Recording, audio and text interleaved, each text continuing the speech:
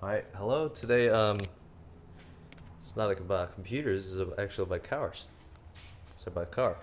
This is my car. It's a '98 Honda Prelude Type SH, and as a Prelude enthusiast, some people ask me, what do you check for when you're purchasing a used Prelude? And this is my second Prelude that I purchased, and this is I'm gonna make a video shortly. What to check for, specifically when you're purchasing a Prelude. So obviously, I'm not going to go over, check the car's clean title or rebuild title or those obvious stuff, the water leak, obvious stuff that you check for most of the cars. So there are two trims for the fifth generation Preludes from '97 to 2001. There's a Type SH model and there's a base model. This is a Type SH model. As you can see, it's got the Type SH badge at the back. And one way to check if the Type SH or the base model is look at the side skirt. If the paint color of the body and the side skirt is matching, that means it's a Type SH. If the side skirt is black, it's a base model. Then what do you know? If you have a black vehicle, oh, very easy. You just go into the car with your key and just turn all over the ignition, and then you'll see the ATTS light over here, which stands for Active Torque Transfer System. So one thing makes unique about the Type SH model is that even though it's a front-wheel drive car, it actually feels like a real-wheel drive car.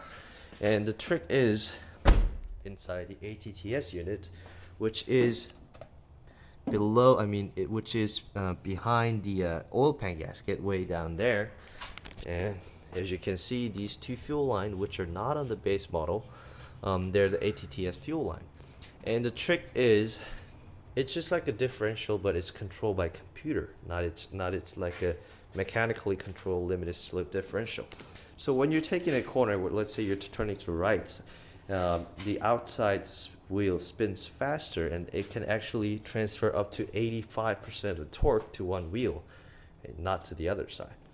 So it makes it turn faster, which makes it feel like the back end kind of sliding out, which gives you that unique rear wheel drive feeling. It significantly eliminated the understeer, so it's really good.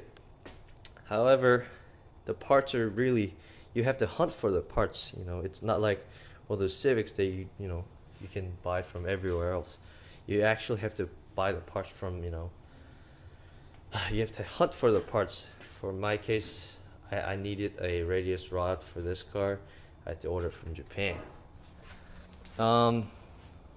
Another way to tell if it's a Type SH or not, look underneath the car. If it has this thick bar over here, that's a radius rod only in Type SH. Base model has really thin, just stick on it. And then on the Type SH model, using these radius rods, you can actually change the caster angles on these cars, which is also unique. On the Type SH model, there's only a 5-speed transmission. For the base model, there was 4-speed automatic transmission and the 5-speed transmission. Sorry for those automatic sellers, but automatic Preludes suck. The automatic transmission designed for Prelude was one of the worst automatic transmission Honda ever made, and it literally broke every 100,000 miles. Another thing to check for Preludes, check for the trunk. This applies for most of Hondas, but on the Preludes, a lot of them have water leak. And the place that I'm living in Washington, it rains a lot. And then the reason that the car leaks water is probably most of the time it's a taillight. The seal goes bad. To check, open it up, look underneath the trunk, and then see if there are any water in it. I've actually seen some cars where there's puddle of water underneath there. And then if there's too much water underneath the trunk, what happens is the water comes inside the car and it soaks up the back seats of the car. Just push on it, see if it's wet. Mines are completely dried, which means water's not leaking, so that's good news. And then another thing to check for is the weather stripping on these cars. They tend to go out, and then what happens is the window comes off the weather stripping, and then it just really struggles to come off. And then you can hear every wind noise on highway, and it's not good. The window will break, you can maybe bend the reservoir, the window, the frame. And these cars have timing belts, not timing chains, unlike the RXX. So make sure the timing belt was changed. They tend to go out at 120,000 miles. So make sure if the water pump and timing belt was changed before 120,000 miles or after. Check all the fluids. That's a power steering fluid, and that's a clutch slave cylinder, and that's a brake fluid. And check the dipstick. Make sure the car is off, and then make sure the car was off for at least 15 minutes, because if the car was running, the engine oil is still inside the engine. So take out the dipstick, check the engine oil. As you see, mine is about a little below the lowest point, which is not bad. One thing you have to know is that all Preludes burn significantly amount of engine oil, and it's not a bad thing. It's what all Preludes do. These cars rev up really high. When you drive 70 miles per hour on the highway, it stays at 3,500 RPM, which is really high for a 4-bank because of short gear ratio. So it's a high revving car. The piston seals and the valve seals wear out really quick. So every Prelude, over 100,000 miles, they burn some amount of oil. If it burns maybe like a quart every oil change, that's really good.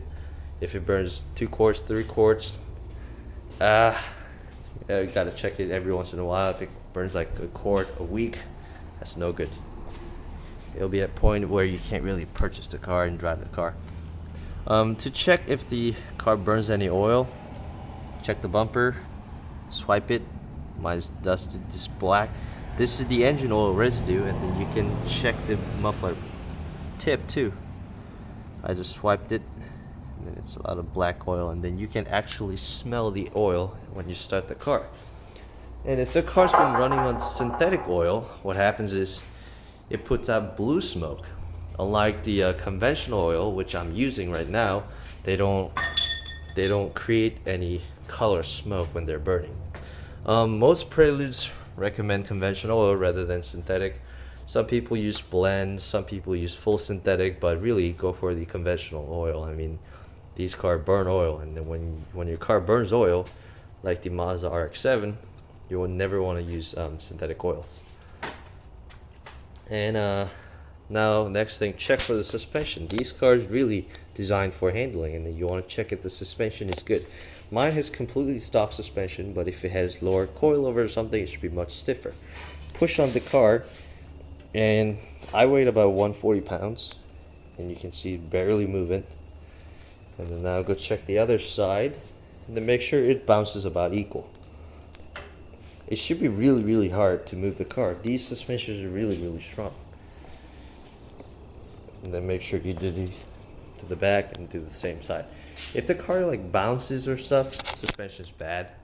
And these cars had a lot of problems with the rear suspension.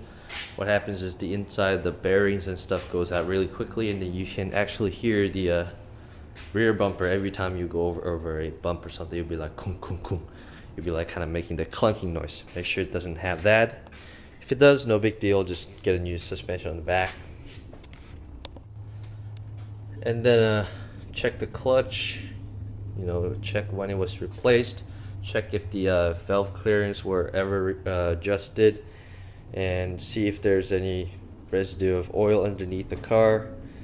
These cars tend to burn, leak oil too. Sometimes it's a Honda. And what else? Check if everything's there. Make sure you see the power steering pump, alternator, and the AC is underneath there. There are 2 belts for the serpentine belts. There's a power steering and the alternator, and the AC shares the same belt. And that's the cruise control. Make sure it's there, and then check the throttle body. Everything's there, and then push the line. All this stuff.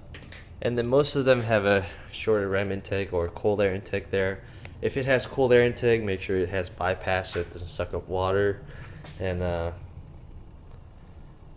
that's about it. Now we can go for a little test drive. Now I'm inside the car, about to start up the car. And when you turn on, just put it to the all the way up, and then see if you see any SRS airbag lights or ATTS lights. Means something's going bad. If it doesn't, you're good. Check the handbrake firmness. If it doesn't stop, means it's got to be readjusted. And these odometers could be replaced. That case, you know, the seller can usually trick, you know, the car has lower miles, even if they don't. Check the Carfax or something if you could, and then see if the odometer was swapped before or altered before. This is the stock interior. How does the stock interior look like? That carpet's not stock. It should have a Prelude logo on it, and that's the door handle. This part is a leather, but the seats are cloth. On the United States, they didn't make leather seats, but on the Canadian or Japanese or European models, they actually made leather options with the heated seats. And if you can find the leather seats, lucky for you, they should have a heated seat button over here. If they don't, that's fine. Let's start it. Mine doesn't have the stock exhaust system, but if it has a stock exhaust system, this car should be very quiet. Push the engine, push the clutch all the way in. First, second, third, fourth, fifth, sixth. Make sure it, you know, works all right. These cars, even the manual transmission wasn't the best transmission that they made. You know, a lot of them had you know, something wrong with the whatchamacallit. Oh, I forgot what it's called. It grinds on some gears and stuff like that. This is the sunroof button. Might jiggle a little bit.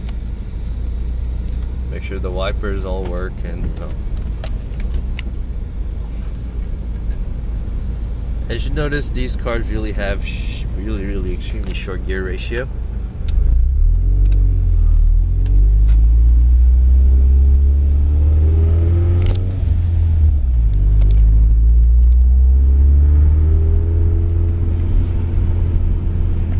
I'm driving with one hand at the moment, but you shouldn't be. See if the wheel goes straight, and see if the steering wheel is straight. You know, if it was on an accident or something, the steering might be like this when you're going straight, or something like that. And then when these have pretty heavy steering feel. When you steer, and then when you let it go, make sure it comes back to straight, or else something's bent, or the camber angle's bad or something like that. And these cars have a 200 horsepower VTEC engines.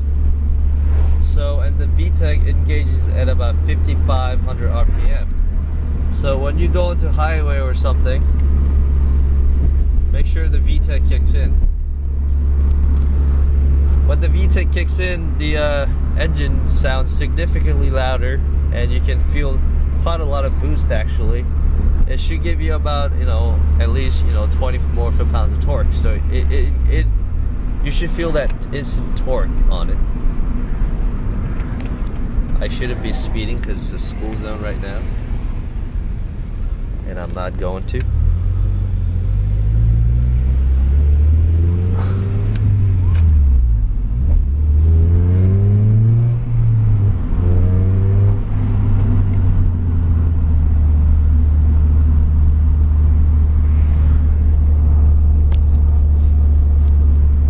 And then if you have the ATTS, why not, you know, check if it works, you know, kind of jiggle like that, you know, go left and right and left and right, and see if you can feel that rear wheel drive feeling. You should be able to feel it significantly different from other front wheel drive vehicles.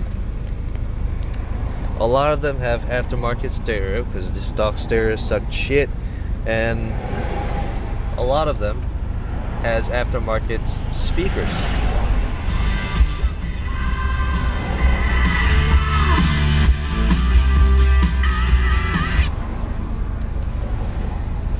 Make sure the speakers sound good, make sure the AC works, the heater works, and the cruise control works. Another thing to check, see if the master slave for the clutch, the transmission is leaking or not. Make sure that carpet underneath there, touch it with your hand and see if it's leaking or see if it's wet or something. If it's wet, the car is either leaking, the seal's bad and the water comes inside the car, or the clutch matches the training fluid's leaking there, and that's also no good. It's quite a money to fix it. And also, if you have a beautiful weather like this, why not enjoy the moment? Drive it fast, rev it up and see how it behaves. These are really high revving engine car. It shouldn't be struggling or anything like that, or the rev limiter kicking in. None of those. The rev limiter kicks in at 8,000 RPM, which means even though the red line starts at 7,500 RPM, it shouldn't be kicking in at that point. It should be able to go up all the way up to 8,000 RPM. So make sure you check all those, and then a lot of them have a issue with the thermometer. See the thermometer gauge see if the thermometer gauge is at the correct position. Make sure the windows and everything moves. My sister's here, so I'm gonna go for a drive. Any questions? Give me a comment or anything like that, and then make sure you buy decent preludes. It's a beautiful car.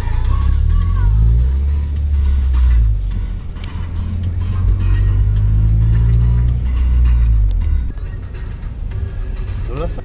다시 눌러.